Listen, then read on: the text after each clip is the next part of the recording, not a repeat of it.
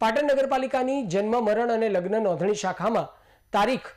1 જાન્યુઆરીથી તારીખ 18 જૂન સુધીના સમય દરમિયાન કુલ જન્મદરની નોંધણી 4000, કુલ મૃત્યુદરની નોંધણી 800 અને કુલ લગ્ન દરની નોંધણી 600 થઈ હોવાનું શાખાના અધિકારી દિનેશભાઈ પટેલે જણાવ્યું હતું. પાટણ નગરપાલિકાની જન્મ મરણ અને લગ્ન નોંધણી શાખામાં જાન્યુઆરી માસમાં જન્મદર 870, ફેબ્રુઆરીમાં 895, માર્ચમાં 694, એપ્રિલમાં 713, મેમાં 679 અને તારીખ 18 જૂન સુધીમાં 149 જન્મદરની નોંધણી સાથે કુલ 4000 જન્મદરની નોંધણી કરવામાં આવી છે. તો મૃત્યુદરમાં જાન્યુઆરીમાં 143, ફેબ્રુઆરીમાં 141,